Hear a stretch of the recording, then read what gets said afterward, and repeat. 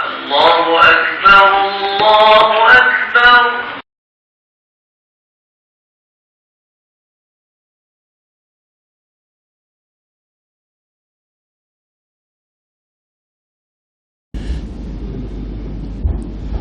Assalamualaikum warahmatullahi wabarakatuh. Bismillahirrahmanirrahim. Alhamdulillahi rabbil alamin. Wassalatu wassalamu ala rasulillah wa ala alihi wa sahbihi ajma'in. Rabbi shrah li sadri wa yassir li amri wahlul 'uqdatam min lisani yafqahu qawli. Subhanaka la ilma lana illa ma 'allamtana innaka antal alimul hakim wa la hawla wa la quwwata illa billahil aliyyil azim. Muslimin muslimat yang dirahmati Allah, alhamdulillah, kita bersyukur pada Allah Subhanahu wa taala, limpahan rahmat kurniaan daripada Allah, dapat sama-sama kita tunaikan salat fardu maghrib berjemaah, dan insya-Allah kita akan salat fardu isya juga secara berjemaah. Dan begitulah hendaknya kita sentiasa berazam untuk mendirikan salat 5 waktu secara berjamaah, kerana ia merupakan sunnah Nabi sallallahu alaihi wasallam dan merupakan rahmat daripada Allah untuk hamba-hambanya yang beriman. Baik tuan-tuan, pada hari ini kita telah menyambut awal Muharram ataupun satu hari bulan Muharram. Malam ini 2 Muharram. Cepatnya masa berlalu, sehari demi sehari silih berganti, sehinggakan tahun demi tahun. Nabi SAW ada menyatakan bahawa bila hampir dengan kiamat, 1 tahun dirasakan bagaikan 1 bulan, dan 1 bulan akan dirasakan bagaikan 1 minggu, dan 1 minggu dirasakan bagaikan 1 hari. 1 hari dirasakan bagai 1 jam, dan 1 jam dirasakan bagaikan 1 minit sahaja. Masa cepatnya berlalu hinggakan manusia masing-masing menghabiskan masa dengan begitu sahaja. Oleh itu kata Ibni Umar, apabila kamu berada di waktu pagi, jangan tunggu datangnya petang. Apabila kamu berada di waktu petang, jangan tunggu-tunggu datangnya malam. Rebutlah peluang yang ada. Rebutlah masa hidup sebelum datangnya masa mati. Rebut masa muda sebelum datangnya masa tua. Rebut masa lapang sebelumnya marinya sibuk. Demikianlah tuan-tuan, banyak ungkapan-ungkapan, kata-kata nasihat supaya kita sentiasa berhati-hati dalam kehidupan kita ini. Bimbang takut masa berlalu dengan begitu sahaja, maka tidak ada apa yang kita lakukan sehari demi sehari, hinggakan kita terlupa untuk baca Quran pun. Jadi kita cuba murajaah diri kita, semak diri kita. Adakah hari ini kita buka Quran? Adakah kita baca 1 lembaran daripada Quran pada hari ini? Kalau tidak, bermakna adalah kita sesali. Kenapalah dalam masa 24 jam Allah Ta'ala berikan ini, nak ruangkan masa 10 minit untuk Al-Quran, kita tak ada masa. Untuk ruangkan masa 5 minit untuk Al-Quran, kita tak ada masa. Untuk melihat ayat-ayat Allah Ta'ala, kita tak ada masa.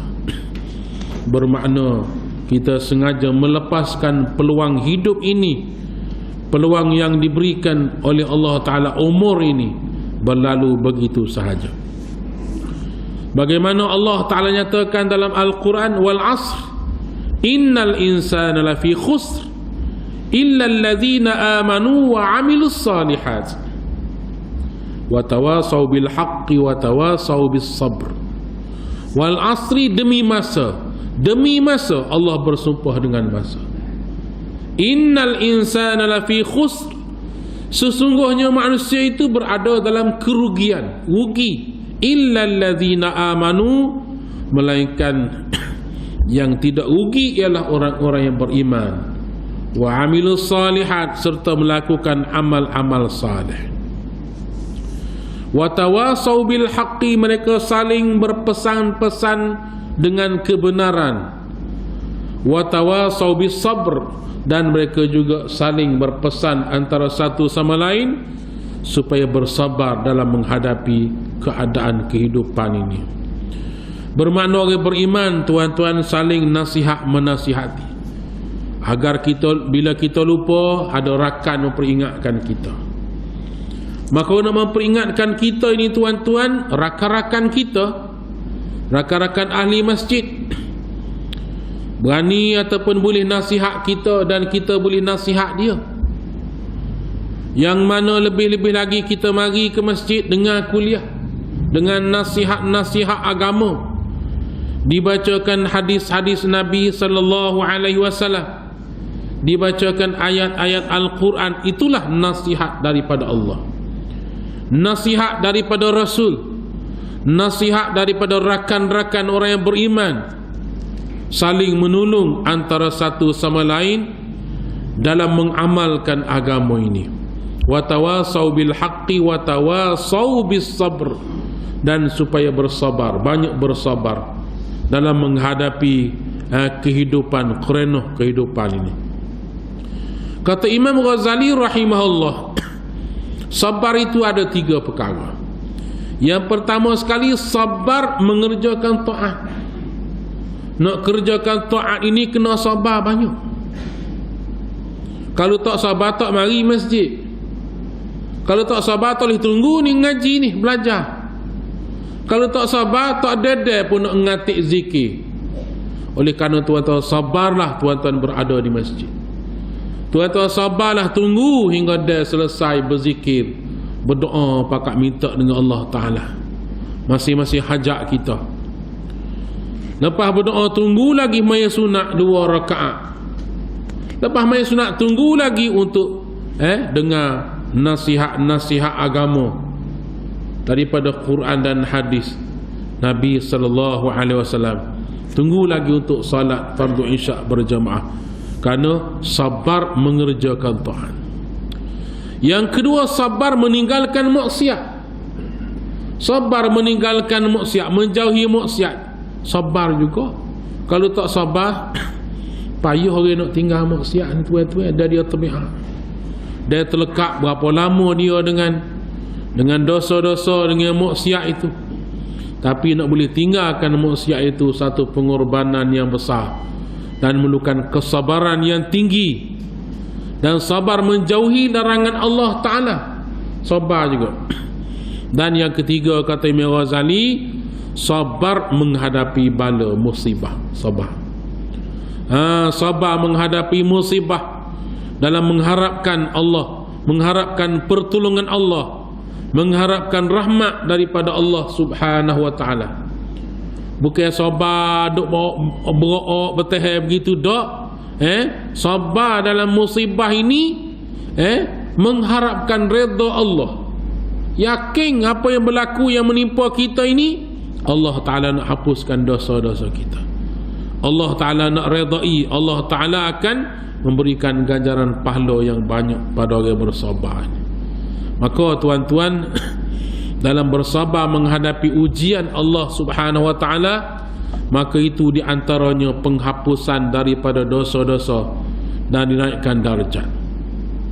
Kalau kita lihat Nabi alaihi wassalatu wassalam, sebut sajalah mana-mana Nabi alaihi wassalatu wassalam, semuanya menghadapi ujian yang berat daripada Allah. Semua Nabi-Nabi ini menghadapi ujian dalam berhadapan dengan kaum. Bahkan Nabi-Nabi ini ada yang paling kuat menghadapi ujian menerima ujian daripada Allah Ta'ala dalam berhadapan dengan kaum dia. 5 orang digelar sebagai Nabi Ulul Azmi. Mereka ialah Nuh alaihi salam, Musa alaihi salam, Ibrahim alaihi salam, Isa alaihi salam, dan Nabi Muhammad sallallahu alaihi wasallam. Ini yang paling kuat menanggung kesusahan dalam berdakwah kaum. Dalam 5 orang ni pula ada lagi yang paling kuat, paling tabah, ialah Nabi Muhammad sallallahu alaihi wasallam. Itulah penghulu segala nabi, Nabi kita Muhammad sallallahu alaihi wasallam. Maka tuan-tuan, dalam peristiwa hijrah, kita saling selalu mendengar kisah-kisah yang berlaku dalam peristiwa hijrah ini dalam sirah Nabi sallallahu alaihi wasallam. Yang mana Nabi kita ni tuan-tuan, semenjak baginda menerima wahyu daripada Allah dan mengajak manusia beriman kepada Allah, meninggalkan penyembahan berhala, mula daripada situ Nabi kita mendapat tentangan yang hebat daripada kaum. Bukan orang lain, waris-waris Nabi sendiri, ahli keluarga ataupun orang yang hampir dengan Nabi sendiri, pada peringkat awalnya menentang perjuangan yang dibawa oleh Nabi Muhammad sallallahu alaihi wasallam. Daripada kalangan pembesar-pembesar Quraisy, daripada kalangan orang-orang kaya di Mekah, mereka menindas dan menghina umat Islam yang peringkat awalnya penganut ataupun pemeluk agama Islam itu terdiri daripada orang-orang miskin, hamba abdi, hamba sahaya dan sebagainya. Tuan-tuan muslimin muslimat dirahmati Allah, apabila Nabi kita menerima wahyu daripada Allah Ta'ala, ya ayyuhal muddassir qum fa'anzir wa rabbaka fakabbir wa siyabaka fatahhir warrujza fahjur wa la tamnun tastaksir wa li rabbika fasbir. Apabila Nabi menerima wahyu daripada Allah Ta'ala suruh sebarkan Islam ni, maka Nabi sebar, ya ayyuhal muddassir, wahai orang yang berselimut, qum, bangun, fa'anzir, beri ingatan kepada manusia. Tugasmu sekarang ialah beri peringatan kepada mereka, orang-orang yang ingkar kufur pada Allah Ta'ala. Beri ingatan. Wa rabbaka fakabir, membesarkan Tuhanmu. Jangan mengagung-agungkan patung berhala sebagaimana kaum musyrikin. Mereka mengagungkan patung berhala. Maka wahai Muhammad diperintahkan oleh Allah, ajak kaum supaya membesarkan Allah, mengagungkan Allah dan meninggalkan penyembahan selain daripada Allah Ta'ala. Rabbaka fakabir wa siyabaka fatahhir, dan pakaianmu hendaklah bersih. Itulah di antara ayat-ayat yang mula-mula diturunkan. Bila Nabi kita sebarkan Islam, mulalah mendapat penentangan daripada golongan musyrikin Makkah. Mereka menuduh Nabi dengan berbagai-bagai tuduhan. Tuduh Nabi sebagai gila, sebagai ahli sihir, sebagai mabuk kuasa, dan berbagai-bagailah tumahan mereka terhadap Nabi Muhammad sallallahu alaihi wasallam. Tambah-tambah lagi tuan-tuan, golongan musyrikin Makkah ini tak pernah diberi peringatan tak berapa ratus tahun. Kalaulah kita kata Nabi Isa alaihi salam, Nabi Isa di Palestin, dan ajaran baginda untuk Bani Israel.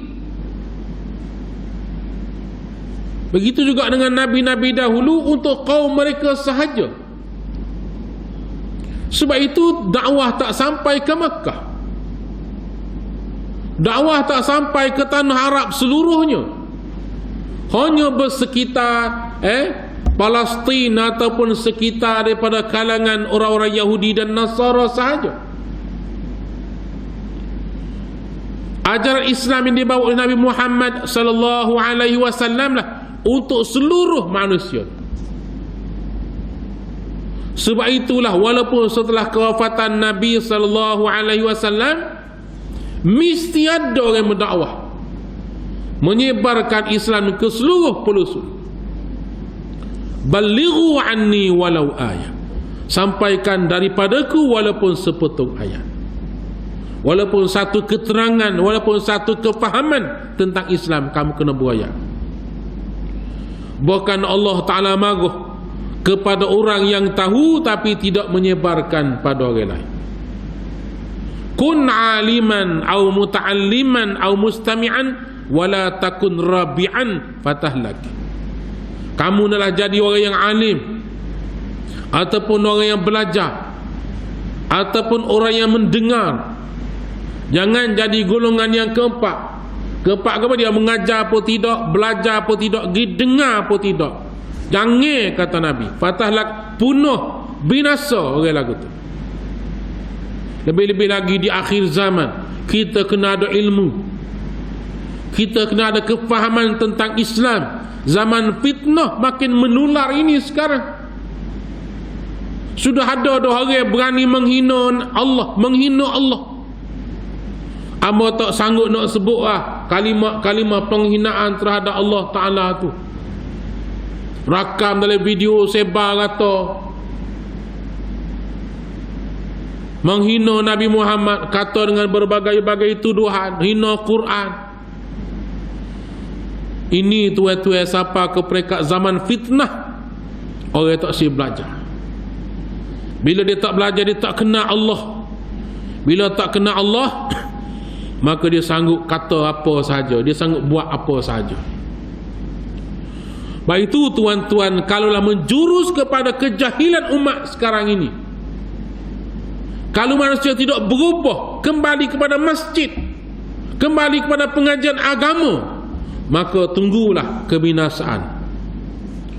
Pihak kajian meteorologi, pihak kajian cuaca, kaji alam, mereka telah membuat satu ramalan keadaan cuaca sebagaimana tuan-tuan dijangka dunia ini akan mengalami zaman kering, zaman kemarau. Walau bagaimanapun Allah Ta'ala boleh merubah. Walaupun diramal akan berlaku tahun 2025 ni tak lama mana dah tuan-tuan. Hari ni tahun 2022, 3 tahun lagi. Zaman panas kemarau, hujan tak turun. Kalaulah manusia masih dalam kejahilan, tak mahu berdoa kepada Allah, tak mahu berzikir pada Allah, tak mahu munajat pada Allah Ta'ala, tak mahu buka Quran, sungguh berlaku. Tetapi kalau kita pakak berdoa, kalau kita pakak bermunajat pada Allah Ta'ala, insya-Allah Allah Ta'ala akan babaskan. Tak akan berlaku ramalan itu. Boleh jadi tuan-tuan masih ingat beberapa tahun yang lalu diramalkan bahawa 1,000 akan melanda Kota Baru. Masa tu hamba tu imej kala Jepang. Jadi tuan-tuan, ramalan yang akan beritahu kelajuan angin yang kencang yang boleh menerbangkan rumah. Pokok-pokok akan tumbang, sebut petai tu. Jadi semua masjid tuan-tuan, majlis agama minta semua pakak mai hajat. Kita pakak mai hajat malam tu baca Yasin, doa dengan Allah Ta'ala, disimpangkan bala ini. Malam tu tunggu angin sikit aja mari. Apa pagi esok dengar berita nu, landa Allah kau yala manu alik sieh. Upa-upa nyuangi hok menuju mari kok Kota Baru ni, kona mari posa.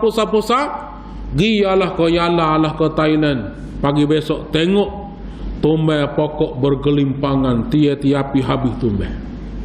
Tengok doa itu.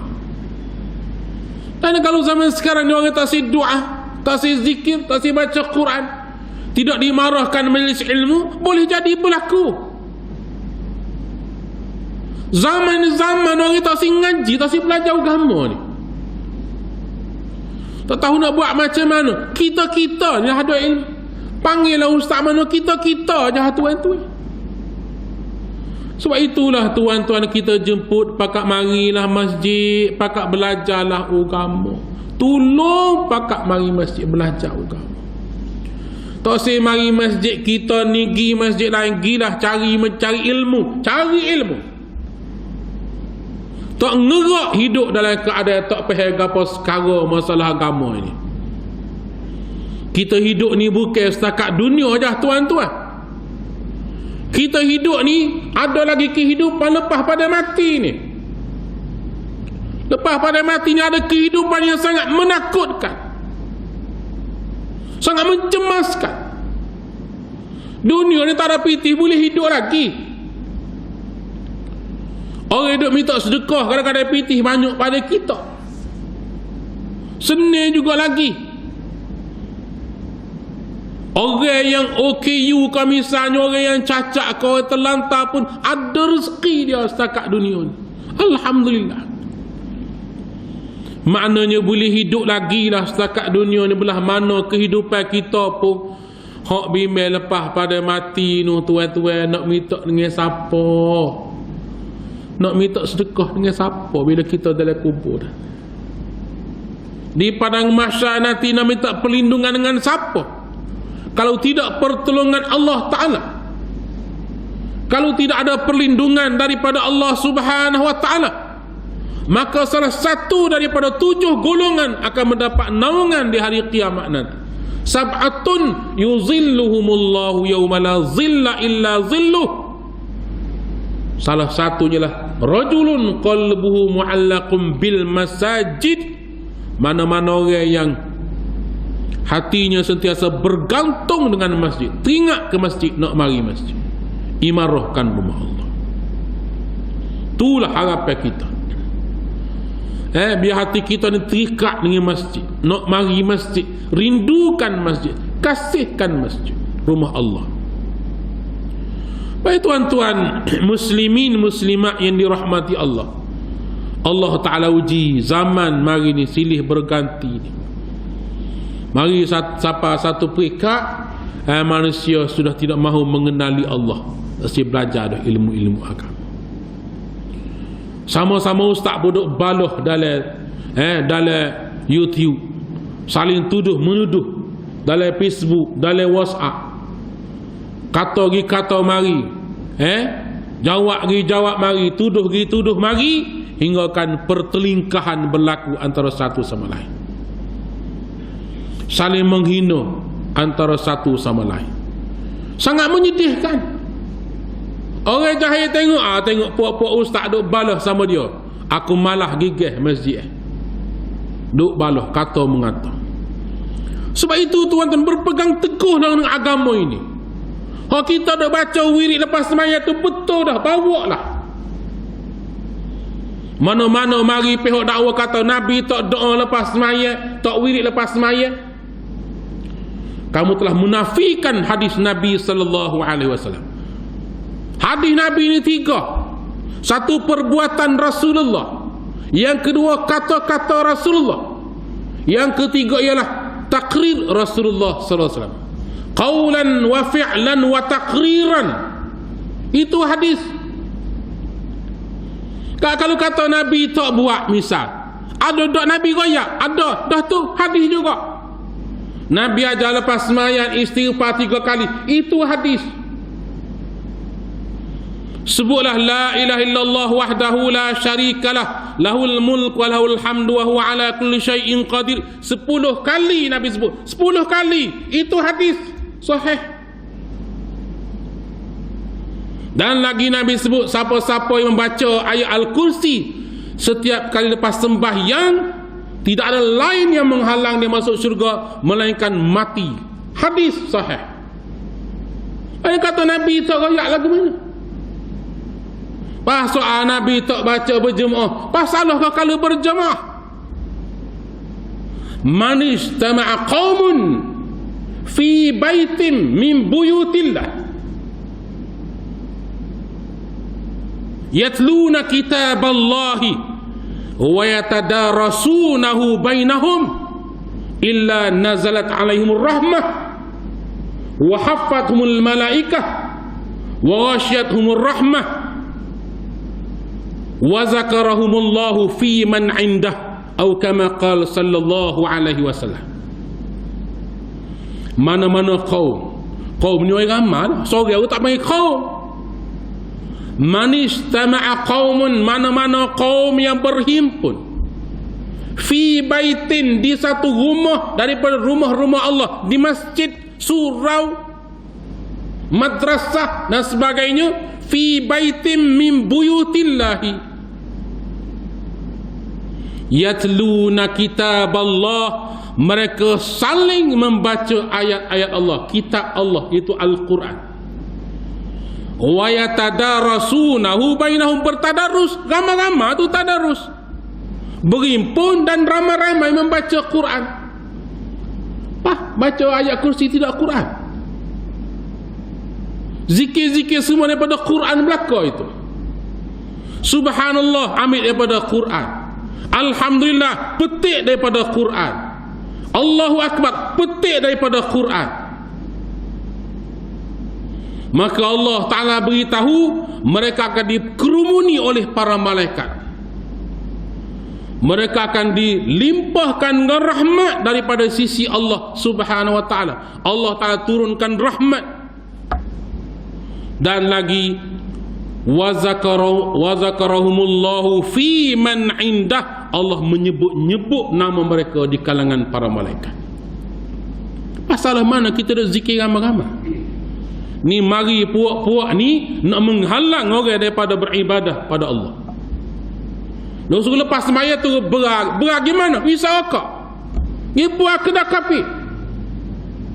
Dah kita lepas maghrib, lepas semaya tak ada ke mana, duduk dulu. Sebagai dalil, zaman Nabi orang tak turun selalu, ada beberapa perkara mana mari. Pertama sekali selepas semaya subuh, Sayyidina Umar tengok Abu Bakar turun lagi. Jadi orang lain masih ada atas masjid, tiba-tiba Abu Bakar turun. Umar nak tengok Abu Bakar gimana, ikut pun jauh-jauh, perhati tengok gimana. Bermakna ada sesuatu bila turun daripada masjid, ada urusan lain.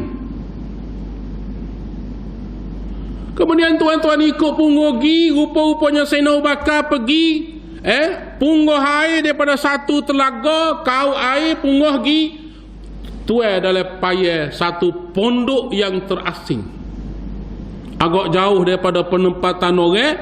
Ada satu pondok di situ. Abu Bakar kau air punggung buh dalam payah, ambil air punggung buh dalam payah, kemudian pergi kembali ke masjid semula. Umar tunggu apa ni punggung air ni buh dalam payah. Tunggu tengok, rupa-rupanya mata tu seorang perempuan tua merayak mari ambil air berwuduk dalam payah itu dan untuk solat fardu subuh. Bermakna keluar daripada masjid ada urusan yang lain masjid itu. Ada satu lagi peristiwa yang mana seorang lelaki setelah salat dia nak gaduh nak balik. Nabi tanya, nak ke mana kamu? Ya Rasulullah, hamba terpaksa bergegas pulang kerana isteri saya di rumah tunggu nak pakai kain ni pula, tak cukup kain. Isteri saya nak solat, nak tutup aurat dia, kena ambil kain saya ni. Kalau lah orang tunggu berat belakang, Nabi tak tanya dah. Bermakna orang lain masih lagi tunggu berzikir, berwirid. Dan banyak lagi nak gambarkan bahawa selepas salat itu, bukan kata turun selalu kata Nabi tak buat lah, Nabi tak suruh lah. Subhanallah, sebab tu amba berasa pelik lah zaman sekarang ni. Ulama kita buat molek-molek dirungkaikan. Walau bagaimanapun tuan-tuan, ada hak tak betul, kita pakat berhentikan, pakat buat. Hak molek kita kena pertahankan. Satu lagi tuan-tuan, apa yang mana sebut di sini ialah tahlil arwah. Kita tak buat dah di rumah orang. Tuan-tuan pun tak buat dah. Ada kematian tak pergi ngatik, kita pakat ngatik di masjid. Comel. Ngatik di masjid pula kita wirid zikir itu ayat Quran itu juga. Baca qul huwallah, baca qul a'udzu birabbil falaq, qul a'udzu birabbin nas. Kemudian sambung lagi dengan awal Baqarahnya, sambung dengan ayat Al-Kursinya, sambung dengan amanah Rasul. Itu wirid lepas sembahyang juga. Ada zikir ini dalam Al-Ma'surat. Al-Ma'surat ini zikir-zikir yang benar betul diambil daripada Nabi sallallahu alaihi wasallam, berlandaskan hadis yang sahih Bukhari dan Muslim. Bahkan sambung lagi dengan amsayna wa amsal mulkulillah, ataupun asbahna wa asbahal mulkulillah, sambung lagi waktu wirid pagi, wirid petang. Subhanallah tuan-tuan, apa salahnya lepas solat kita berzikir, kemudian kita taruh tangan, ya Allah ampunilah si mati. Bahkan kita doakan untuk semua, bukan khusus untuk orang ni saja, bahkan Allahumma ighfir lahum warhamhum wa'afihim wa'fu anhum. Wahai Allah, ampunilah mereka. Wahai Allah, kasihanilah mereka. Ya Allah, rahmatilah mereka. Doa kepada si mati. Wa akrim nuzulahum wa wasi' madkhalahum wa abdilhum daran khairan min darihim wa zawjan khairan min zawjihim. Ini doa yang diajar oleh Nabi sallallahu alaihi wasallam. Bermakna tuan-tuan, kita berasa pelik kalau mari golongan yang nak menghalang orang nak beribadah pada Allah. Memang benda khurafat kita pakat tinggal lah, tak usah buat benda khurafat yang tidak ada asas agamanya. Dan hak ni ada asas agamanya, kita berzikir berwirid. Dan tuan-tuan pun kalau ada kematian, mari suruh kita pakat doa pada ahli keluarga tuan-tuan. Boleh jadi tak usah pergi ke rumah lah, boleh jadi ngatik di rumah tu membebankan keluarga si mati, dan sememangnya pun membebankan. Dia mikir nak jam malam ketiga ni nasi lauk, nasi gola, kita tak ada piti tengok, membebankan. Tamu-tamu ada anak yatim, kami tinggalnya sembelih ke dia pun, lagilah haram kita pakat makan. Tak usah. Hari sini minta tolong doa pada sianu-sianu. Dan apa ni, tak semestinya ada jamuan. Kita doa tolong akak tangi orang mungkin kita, anak mungkin kita mati. Apa salah kita pakai doa? Sayang-sayang kita, waris kita mati, apa salah kita pakai doa kan? Ni masalah bila sebut tahlil pakai turun pupah-pupah. Kalau dia mati seorang tak doa kena mau lagu mana? Kita mengharapkan doa orang mukmin. Mengharapkan doa kita bila kita di alam barzakh, bermakna kita dia berada di tempat yang dikuarantin. Alam barzakh itu di tempat dikuarantinkan. Ibarat orang ni lah, dia kena baru ni penyakit COVID ke apa, dikuarantinkan satu tempat. Kita tak boleh pergi melawak, dia pun tak boleh tubik. Duduk situ. Nak pergi makan ni pun kena hala melalui misi, melalui petugas-petugas. Orang tertentu yang boleh disampaikan. Maka begitu juga tuan-tuan, bila kita telah mati, kita berada di alam barzakh, kita nak semaya tak boleh dah, nak berzikir tak boleh dah, kita nak sebut subhanallah pun di kala itu tak boleh pahala dah. Kau nak sebut subhanallah masa hidup ni lah, sebutlah subhanallah sebanyak-banyak. Masa hidup ni lah, nak istighfar ke, nak selawat ke Nabi ke, nak bertahlil ke, silakan masa hidup ni lah. Kalau dia mati, minta dengan Allah Ta'ala nak balik ke dunia, nak buat amal ibadat, Allah Ta'ala tak bagi dah. Sebut dalam hadis Nabi sallallahu alaihi wasallam, orang yang mati ni tuan-tuan, Mereka minta dengan Allah Subhanahu wa ta'ala supaya dihidupkan semula. Dihidupkan semula. Hak tu dalam hadis lain, dalam ayat yang lain, minta nak sedekah, fa as-saddaqa wa akum minas salihin. Dalam hadis lain pula, nak hidup semula sekadar nak sebut subhanallah, sebut je.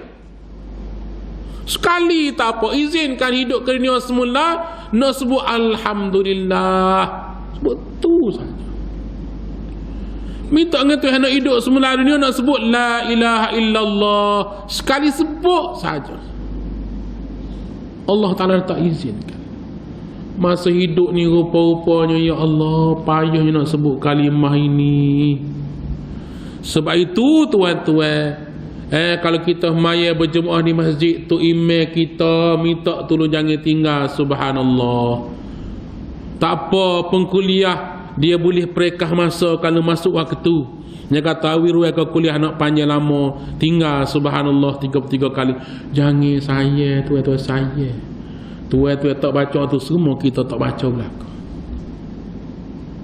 Semua tuan-tuan tak akan zikir belakang subhanallah. Kalau tinggal, bawalah subhanallah, subhanallah, subhanallah 33 kali bila. Cukup 33 sebab Nabi sebut 33. Kemudian sebutlah alhamdulillah, alhamdulillah, sebut dengan betul 33 kali. Kalimah ini besar tuan-tuan, besar. Ini hadiah daripada Allah Ta'ala. Umat dulu tak ada zikir seperti ini tuan-tuan. Umat-umat dahulu tak ada hadiah zikir seperti ini. Untuk umat Muhammad sallallahu alaihi wasallam je ada ni zikir seperti ini, gandaan pahalanya sangat besar. Subhanallah walhamdulillah wa la ilaha illallah wallahu akbar wa la hawla wa la quwwata illa billahil aliyyil azim. Ini untuk umat Muhammad je. Umat-umat dahulu tak ada. Moga umat dahulu tak ada Quran. Quran ini untuk umat Nabi Muhammad sallallahu alaihi wasallam. Maka zikir ini biar kita sebut dengan penuh khusyuk pada Allah. Biar berasa lazat kita zikir pada Allah. Biar berasa lazatnya, sukanya sebut ya Allah. Sebut molek tuan-tuan, janganlah subhanallah, subhanallah, subhanallah. Jangan rugi sajalah. Tak boleh pahala subhanallah, subhanallah. Subhanallah, subhanallah, subhanallah. Sebut molek. Berasa seronoknya boleh sebut nama Allah, sukanya sebut nama Allah. Biar rasa suka, kemanisan iman, kemanisan beribadah. Alhamdulillah, alhamdulillah, syukurnya. Terima kasih Allah, terima kasih Allah, terima kasih Allah. Syukur pada Allah. Terima kasih atas apa segala-galanya. Allah beri kehidupan pada kita. Masa kita lahir ke dunia mula, bersatu je kita ni. Berapa kilo je, mata tak celak. Berapa hari baru celak butir mata dulu. Ni je lahir-lahir tu celak butir mata tu. Dulu seminggu kadang-kadang tak buka mata lagi. Masa kita kecil mula, Allah Ta'ala berikan pendengaran pada kita, penglihatan pada kita. وَجَعَلَ لَكُمُ السَّمْعَ وَالْأَبْصَارَ وَالْأَفْئِدَةَ قَلِيلًا مَا تَشْكُرُونَ. Aku berikan kepada kamu wahai manusia as-sam'a, pendengaran, wal-absar, penglihatan aku beri pada kamu, wal-af'idah, dan akal fikiran aku beri pada kamu. Qalilan ma tashkurun. Sikit orang terima kasih ke aku, kata Allah. Sikit benar orang syukur atas kurniaan aku. Padahal mata dengan Allah Rabbi. Tanyalah pada orang tak nampak mata. Seksanya, ya Allah, gagal jalan. Kita ni ada mata boleh celak. Ya Allah, syukurnya aku boleh tengok wajah anak-anak aku, tengok wajah isteri aku, tengok wajah ibu bapa. Ada seorang hamba Allah tu tuan-tuan, dia bangun pagi, wah panggil anak dia. Panggil anak dia suruh buka lapu. Buka lapu ni apa gelap gini mo ni, tak ada elektrik ke gano. Buka lapu dah tu mo. Anak dia kata, buka mana gelap ni. Buka dah mo. Mari tengok mata mak. Mari tengok mak dia celak dah, rupanya tak nampak dah lah mata aku bapa lagi ni. Tuan. Allah uji aku tu. Segar-segar. Taruh nyakit gapo. Tak nak mata pak mati. Ada seorang hamba Allah tu duk kecek dengan dia. Dia boleh royak warna tu warna ni, dia boleh royak gini. Hamba tanya pak cik, mak nak tanya pak cik, dulu nampak kau sebab pak cik boleh royak belakon. Hamba nampak dulu ustaz. Masa umur 23 ke 25 gitulah dia kata. Satu hari mata dia gatal. Dia gonyo-gonyo tubik manik lah mata aku bapa pecah tubik manik pergi manik. Tak nampak lah sebelah mata dia. Sudah nampak lagi. Lepas daripada tu beberapa minggu gatal pula badan ni gatal. Dia beringat dah gonyo slow gatal. Tubik manik juga ya Allah buta. Mula daripada situ email saya tak nampak lah dunia gelap-gelap. Nak ada pipi. Tengok orang yang Allah Ta'ala tarik penglihatan. Kita ni Allah Ta'ala beri mata ni, syukurlah pada Allah. Marilah pakat mari masjid sujudlah pada Allah. Terima kasih ya Allah memberi mata pada aku, memberi pendengaran pada aku, boleh dengar juga ayat Quran, dengar juga suara-suara azan sebagainya. Syukurlah pada Allah Subhanahu Wa Ta'ala. Jadi kalaulah kita ni tak pernah sujud pada Allah, kita tak mari masjid pun, bermakna kita tak syukur atas kurniaan Allah Ta'ala.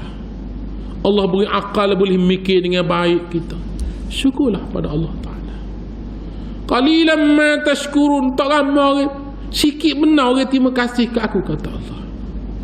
Itu tuan-tuan muslimin muslimat dirahmati Allah, sebutlah nama Allah. Yang tinggal lepas semaya itu subhanallah 33 kali. Melainkan ada sesuatu urusan lain lebih penting. Misalnya ada jenazah mari. Ada jenazah lepas solat asar, nak solat jenazah. Lepas tu bila kita reka-reka tinggal tak apa, sebabnya ni fardu kifayah ni, kita nak solat jenazah lebih penting. Kalau urusan lain tak apa, jangan tinggal. Subhanallah, bawalah. Baik tuan-tuan muslimin muslimat dirahmati Allah, nak beritahunya ruang kita nak zikir pada Allah lepas semaya tu lah. Kalau lepas semaya pun tinggal juga, masa mana nak zikir? Dah kita pesi lorak semua. Lepas semaya nak berdoa pun tak boleh. Pak hujah dia pun tu kata pula apa dia? Doa masa sujud je. Lepas semaya tak payah doa sebab doa dalam sujud. Berapa lama dia nak sujud? Tu email tak boleh sujud lama. Sebab makmum ni berbagai-bagai. Ada hak nak lorak gapo, ada hak tak boleh sujud lama jadi pening lah. Tu email sujud tasbih 3 kali tu sudah molek. Kalau tu email sujud tasbih 7 kali, makmum belakang jaga. Guano tu email sujud lama sangat. Baca gapo dia kini.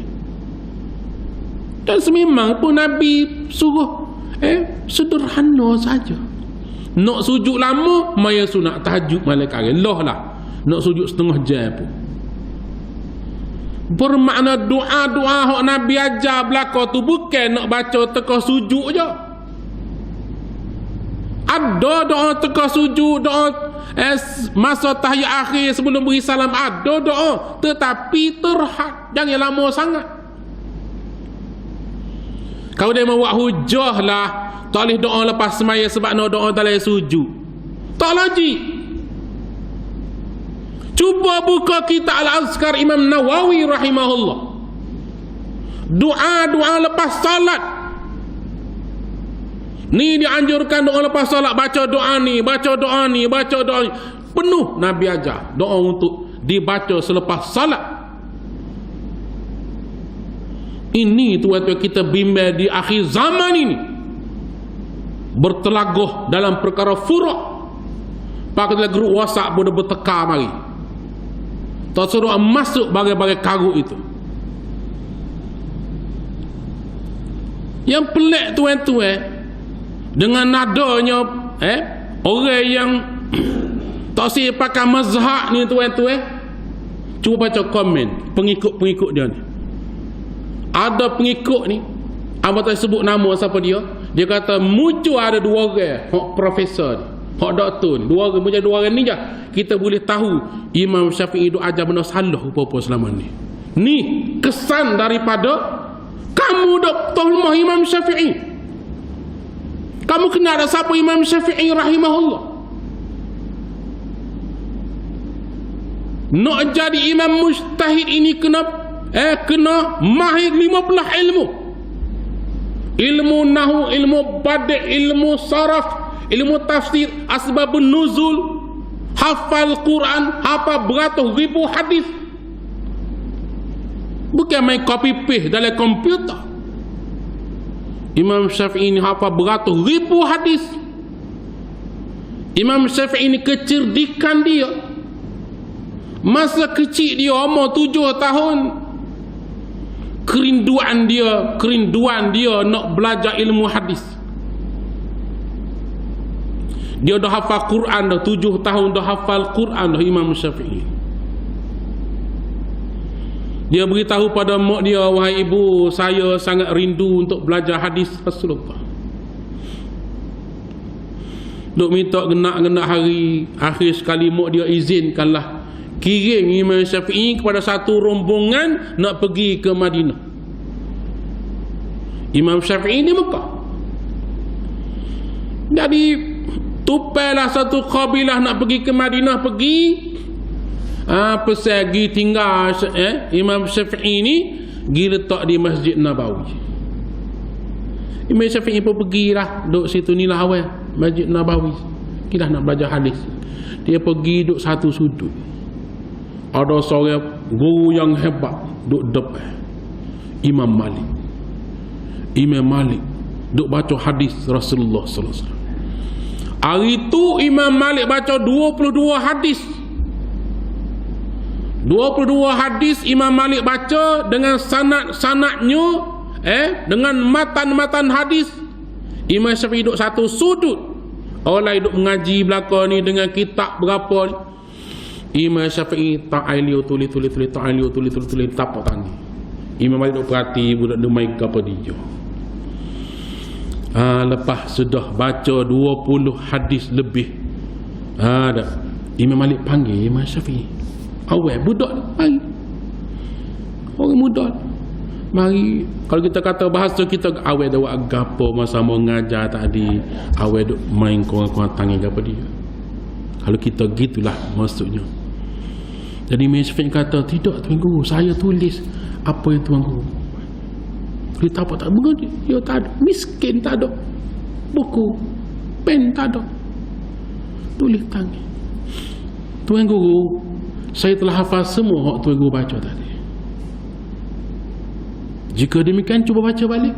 Imam Syafi'i baca daripada awal sampai akhir 22 hadis, satu pun tak tinggal, dengan sanadnya, dengan matan hadis tak tinggal. Itulah kekuatan ingatan Imam Malik. Kemudian belajar beberapa lama, Imam Syafi'i minta nak pinjam Al-Muwatta. Al-Muwatta ni kitab Imam Malik yang tebal, minta nak pinjam. Imam Malik bagilah kepada Imam Syafi'i. Bagi seminggu ataupun 2 minggu dah hantar balik. Imam Malik kata, dah baca dah. Bukan saja baca, Tuan Guru, saya dah hafal seluruhnya. Terkejut Imam Malik. Dia pun soal lah, betul kan ni hafal? Soal satu, dia boleh baca keseluruhannya. Hafal Imam. Itu Imam Syafi'i. Mari orang nak pelekeh Imam Syafi'i. Dia kata Imam Syafi'i tak jumpa hadis sahih. Kamu fitnah Imam Syafi'i rahimahullah. Kamu akan dosa besar, menghina alim ulama, membiarkan orang pentasub kamu menghina alim ulama yang besar. Sebab itu tuan-tuan, kita berasa kecewa lah bila ada golongan seperti ini yang mengajak semua meninggalkan imam-imam mazhab. Kamu nak amal mazhab berapa Allah gila, tapi apa ya kamu hina Imam Syafi'i? Kamu kata Imam Syafi'i tak jumpa hadis sahih. tinggal hadis Bukhari, ambil hadis lain. Asalkan hadis, walaupun sekali Nabi buat, itu adalah hadis. Jangan dipeliki hadis Rasulullah sallallahu alaihi wasallam. Tuan-tuan muslimin muslimat dirahmati Allah, awak minta tuan-tuan teruskan zikir lepas semaya, doa. Cumanya kalau ada duduk tengah semaya lagi slow, dan memang kita tu imam pun slow dah baca, cuma speaker duduk sini jauh sikit speaker. Apa ada orang duduk cuma orang masbuk mari tengah semaya slow sikit berzikir kita. Subhanallah tuan-tuan. Menyuruh ke apa dia? Menyuruh ke apa ni, perkampungan sunnah. Bukan kita nak hina, tetapi nak ke menghinakan orang yang mengamalkan hadis-hadis Nabi sallallahu alaihi wasallam. Menghinakan orang yang mengamalkan hadis-hadis Nabi sallallahu alaihi wasallam yang mereka katakan tak ada dalam hadis. Hadis Nabi ni beratus ribu hadis. Beratus ribu hadis Nabi sallallahu alaihi wasallam. Dan kita di Kelantan ini tuan-tuan sejak tu guru lagi. Apa ni zaman berzaman, zaman tu kenali lagi. Ada dengan pondok-pondok, dengan kitab-kitab yang dipelajari di pondok-pondok selama ini. Dah. Kita duk ajar bersentuhan laki perempuan ni batal semaya. Pergi situ sudah. Tuan-tuan nak amalkan tak batal, tuan-tuan amalkan sendiri, jangan ditunjuk depan orang. Tuan-tuan nak beramal ke tak batal, tepuh kita dengan orang tina kita tak batal semaya, tuan-tuan amalkan di rumah, jangan tunjuk di masjid. Kalau mari masjid nak cepuk cium dahi isteri, isalah dengan isteri dengan suami, naik maya dua-dua atas masjid, orang pakat tengok, itu tak bagus. Sebab kita ajar kepada anak-anak kita fardu ain, cik ustaz di sekolah pun ajar sentuhan laki perempuan batal semaya. Kita baca oleh kitab pun lagu tu juga bersentuhan laki perempuan batal semaya. Tiba-tiba lagu lain kecelaruan masyarakat. Baik tuan-tuan muslimin muslimat dirahmati Allah, pada itulah apa yang saya sampaikan ini ialah keikhlasan hati hamba nak supaya kita ikhlas dalam agama. Jangan kita tuduh-menuduh perpecahan dalam masyarakat kita, membesarkan perkara furu', menyebabkan berlakunya perbalahan dan sebagainya. Mudah-mudahan manfaat untuk kita semua. Wallahu alam. Wassalamualaikum warahmatullahi wabarakatuh. A'udzubillahi minasyaitonir rajim. Bismillahirrahmanirrahim. Alhamdulillahi rabbil alamin. Wassalatu wassalamu ala Rasulillah. Allahumma ighfir lana dhunubana wa kaffir 'anna sayyi'atina tawaffana ma'al abrar. Rabbana atina fid dunya hasanah wa fil akhirati hasanatan wa qina 'adzaban nar. Wa sallallahu ala sayyidina Muhammadin wa ala alihi wa sahbihi wasallam. Walhamdulillahi rabbil alamin. Qabbalallah.